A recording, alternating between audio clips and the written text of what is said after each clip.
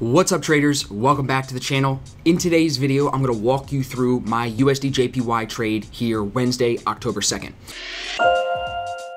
If you're new to the channel, my name is Austin Silver. I've been a professional Forex trader for the last 5 years. Recently, over the last year or so, just taking my trade recaps to YouTube to hopefully bring some valuable information to you guys, helping you make better trading decisions going forward. So today's a really good example of following our process and staying focused after taking a small loss yesterday. We were able to bounce back and find a nice winner here this morning before news just broke and kind of kicked the trade around. So we followed the rules really well. You're going to learn a lot here in this video. Now enjoy the clips throughout the morning of what I liked about the trade, what I didn't like about the trade, and how I managed it throughout. Make sure you guys are subscribed so you don't miss any future videos. Now let's get into the trade. All right, good morning, everybody. Welcome back to the channel. This morning, it is Wednesday, October 2nd. I'm in my third trade of the week. Here, I'm short USDJPY. So far this week, you guys remember, I made money long Euro USD on Monday. Small loss of about 4 pips yesterday on CAD CHF. And now here, you can see I'm short, like I said, USDJPY at about 715. Just closed our 715 candle here on Wednesday, October 2nd. So I'm gonna walk you through what I liked about the trade, what I didn't like about the trade, and how I'm gonna manage this thing as we continue here. Now, if we flip over to trading view, I'm up just about a pip or two here. It's moving a little bit slow. Typically, this pair's not a ripper. It doesn't just tank and fall in the direction that you're trading. It does tend to move a little bit slower compared to right now, at least GBP pairs. But I like the structure here. We had a really strong push down yesterday, right, on news, consolidated overnight, retested the 800 here overnight during London, end of Asia, and then have pushed down off of that high set at about midnight since then. So now, coming off the 21 EMA, breaking the structure zone set at yesterday's low, a couple of indicators here falling in line telling me that we're good to see more movement to the downside here, and we just broke for a new low of day, which is another confirmation that we should see more move to the downside. Now, it might have to come back up and retest the box here, retest the zone at 107.65, 107.63, maybe, before moving lower, but I'm going to keep reading this trade EMA to EMA, and as long as we hold outside the 8, I'm going to continue to give it time and take it as low as I can. I'm only risking about 9 pips here, so if I can go get 16, 17, 18, 19, 20, it's a good trade for me. So I'm going to give it some time here. We don't have any news coming in the short term. We have some news coming in later this morning, but for now, we've got space to breathe. Things look good. People in the VIP chat are also with me, so we're focused. We're moving forward, coming back to the charts today after that small loss yesterday, following the plan, finding a good trade, identifying good risk reward, and putting all the previous trades almost behind us, not even thinking about everything we did yesterday or Monday or last week, only focused on this good trade right here. How are we acting in this trade? I'm reading it candle by candle. I'm reacting to what the chart is telling me, and that's how I'm going to handle this trade and manage it going forward. If we go to the 1 minute chart, you can see slowly starting to fall its way over, still making new lows. So giving it more time to start to peel down and hopefully move towards 107.50, then 107.45, maybe 107.40 even, as you can see. So I've got some time here, like I said, until news comes in. Nothing planned right now, so we're just going to let this breathe, just like we did yesterday. Read and react. Winner or loser, the outcome doesn't matter. Following the process is the most important thing. So if you have questions about my process, questions about how I'm hitting this trade and all of these trades this week, just drop a comment. Check out the description box below. There's information there of how you can get in touch with me and ask me any questions directly, very specific questions if you have any. So I'm always here to help, always here to talk to you guys and answer questions and hopefully, help you make better trading decisions going forward. And that's why I do these live recaps, these live walkthroughs. I hope that you seeing me manage this live here helps you make better decisions going forward. So let's give it some time. I'll come back on in a few minutes and update you guys on the trade. All right, guys, we are about 50 seconds away from the 7:30 candle close. As you can see here on MetaTrader, I'm up about 7 pips, almost at 1 R here. We've had about an hour of drop here. It's been a really slow but nice trade. No pain in this thing so far. I am continuing to do my analysis, so I wanted to share with you something that I just saw. If I turn on pivot points, which we have been using fairly recently, you can see we are under the daily pivot point. Daily pivot point way up here, the orange horizontal line. So way under the daily pivot, which tells me we'll probably move down today. That on top of the fact that we have a pivot point down here at 107.42 in range of ADR tells me that we're more likely than not going to make our way down here, whether it's fast with a strong push or slowly over the next hour or two. I think we make it at least to 107.42, 107.43. I do have a take profit set at 107.27, which is 3R from the original trade. Now, I don't know if it's going to shoot down there and fall that far, especially because the EMAs are not in trend yet. It might need to pull this 200 under the 800 first, but I'm still gonna hold this trade and read it and react to what it's telling me. You see, we're still holding the 8 EMA. If I take it down to the 1 minute, we did tap oversold, but still moving lower, still pulling the TDI lower, and I've seen it hit this oversold and keep falling. So if it's really, being pressured heavily to fall lower, if sellers really do have control here, this 1 minute being oversold won't matter at all. 5 minute was oversold earlier this morning, so it's kind of building some divergence here, but because we're in a downtrend, because we're moving lower, because we haven't had any slowing yet on the higher time frames, I don't trust divergence on the shorter time frames yet. If we find divergence on the shorter time frames, I want to find it when the 15 minute or the 1 hour is slowing down at a significant level. Divergence in here doesn't do anything for me because we're off the 8 EMA, and in my experience in my trading career, more often than not, because we're not at a significant level, this is going to continue to fall, being outside the 8 EMA. So you saw the 730 close there, another bearish candle. Like I said, I'm thinking we're pushing down to the pivot here in the next hour or so. So let's give it to 830, see where we're at by then. I think we're going to continue to be moving into profit. If I flip back over to MetaTrader real quick, you can see I'm up 8 pips now. So just about 1R. I'm going to take a little bit off here actually, just because that's the system. Got to take some off. So book that right there. Leaving the rest alone. We'll see if we can continue to see this thing fall. I think it's going to. Okay, guys, it is 7:47, 7:48. We have high impact news coming in at 8:15. I'm going to show you that in a second. I want to also update you quickly on the trade itself. I moved my stop loss into profit after, in the last clip you saw, I closed half the trade. So I have half the trade booked at 1R at about 8 pips, and now my stop loss, as you can see, the white line is below the black entry line. So that means if it shoots up, spikes up, whatever it does back towards the 21 EMA, it's going to take me out of the trade in profit. So I can't lose any money here. The reason I decided to move the stop loss on this trade, and I haven't done that on the other trades so far this week, is mainly because we have news coming in, like I said, at 8:15 in about 30 minutes. It's ADP non-farm employment change on the dollar, and it's forecasted to come in lower than previous. Lower than previous might push USD base pairs down, which would help our trade. We're trading USDJPY. But it also could react and spike them up before it pushes them down.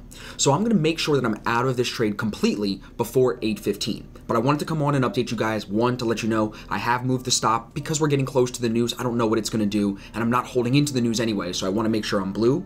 But I am still half in the trade with half off at about 9 pips. So I'm up again here, about almost 9 pips. We're going to see if it can push a little bit more for me as we get closer to 8:15, but I'm not going to be greedy. We're just going to continue to stack these small wins, however people want to call them, small wins. We'll stack them up. But just remember, guys, 9 pips, while most of you watching this have small accounts and your 9 pips is only $9 or maybe $90, some people that we trade with, we have guys that make 9 pips worth $9,000. So just keep that in mind, that this same piece of movement can mean any number amount of money. It just depends on the amount of money you have in your account to trade with. That's why I never show you guys my money in these videos, because I know we have people here that have huge accounts and people that don't even have an account yet. So that's why you pull the money off of this. You don't even look at that, and you just focus on the process. Look at the good trade. And you can convert these 9 pips to however many dollars you want with any lot size you want, depending on any account size you want. I'm not here to tell you how much money to trade with. I'm here to show you a process that you can follow. So now, like I said, 10 minutes till 8 o'clock. I'll come back on whether I close some of this, whether I move my stop again. I'll keep you guys updated as we move closer to the 8:15 news, and then I'll show you how the news comes in, and we'll see what happens if we were right in the direction, if it spikes up, if the spreads open up, whatever happens, I'll show you at 8:15, and then we will continue forward. I appreciate you guys being here as always. If you're still here, give me a thumbs up. Make sure you're subscribed. You don't want to miss any of the future videos, and I'll pop back on in a couple minutes and update you guys on the trade. All right, guys, we're 30 seconds away here from 8 o'clock. The news is coming in at 8:15, so we're about 15 minutes away. I'm up 6 pips in the trade here, as you can see on MetaTrader. I'm watching very closely on the 1 minute. If we start to break above the 50 EMA here and head back towards the entry price, I already told you guys I do have my stop locked in profit, so I can't lose any money. But if it does break the 50 and come up here in the next 15 minutes as we get closer and closer to the news, I'm going to yank it real quick and make sure that I get out of the trade with as much money as possible here. So on the other side of that, because we just went into 8 o'clock and we still are in the sell zone, are holding structure, and could possibly move lower, I'm going to try to give this a little bit more time before we kick into the 8:15 news. This 8:15 news is high impact news, so it definitely could shake the market. It also could push this trade lower for us, but I'm not going to hold into the trade because we know that during these high impact news events, the brokers can open up spread, shoot up, then fall. They can do, basically, the easiest way to explain it is whatever they want. So it's better for us as retail traders. We are the bottom of the totem pole. They chop us around in news events like this. So it's better for us to just pull off, take the winner, pull off, come back and trade after, trade before, but don't trade into this news. So going into 8 o'clock here, I'm going to give this, 8:15, I'm going to give this a few more minutes, and I will come back on and let you guys know when I close, how I close, and what I decide to do from there.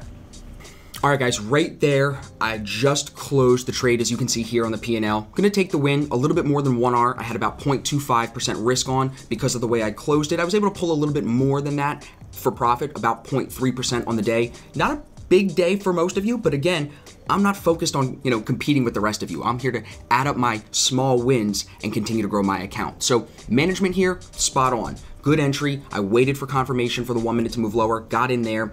Using the 1 minute divergence here, I'm seeing this is the third confirmation hit to that divergence. Now breaking the 50 on the 1 minute, we'll probably head back up towards the 200 EMA here on the 1 minute towards my entry price. So it was good to get out here. We got 7 minutes till news. So what I'm gonna do is come back on when news breaks, just to update you guys, kind of circle out the trade, show you does news shoot it up, shoot it down, do spreads open up, but either way, take this away. From this trade. I'm following my process, getting out before a high impact news event. I'm not being greedy trying to maximize this one win and double my account or whatever with this one win. I'm just here to take good trades and follow what the market's telling me and trade how the technicals tell me to act. So 7-8 minutes till news. I will come back on and update you guys when that breaks, and we will circle this trade out. A nice win here midweek going into NFP on Friday. Can't really be mad at this. So I appreciate you guys being here as always. Now let's see how news shakes this thing up. Okay guys, it is 7:14. In about 30 seconds, news is gonna break. I wanted to come on here and show you guys how it actually breaks, how it gets priced in. Hopefully it's gonna spike and prove me right here in about 20 seconds that it's great to close your trades into high impact news. Now, the reason I say it that way is because not all trades will spike and go crazy on a high impact news event.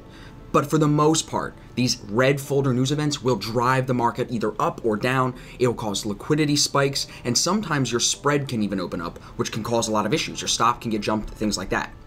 So now, here's 8:15. Let's see when this next candle comes in. A little bit of lag here. Pushing down, it looks like, yep. See, and that's what we would anticipate because the news was forecasted to be negative on the dollar. If it's negative dollar news, this pair USDJPY, you're gonna see it push lower. So here, if we flip over to TradingView, or excuse me, Forex Factory real quick, you can see, does the ADP news come out yet? Yep, lower than forecast, so even worse. So you would think that'll continue to drive USD pairs lower. So here, seeing this come lower isn't a surprise. I told you guys earlier that it could come lower on the news, and that's exactly what it looks like it's gonna do. We're seeing it push even stronger now. If we go to Euro USD, you're probably seeing this move as well. Yep, this coming higher because this is a USD quote pair.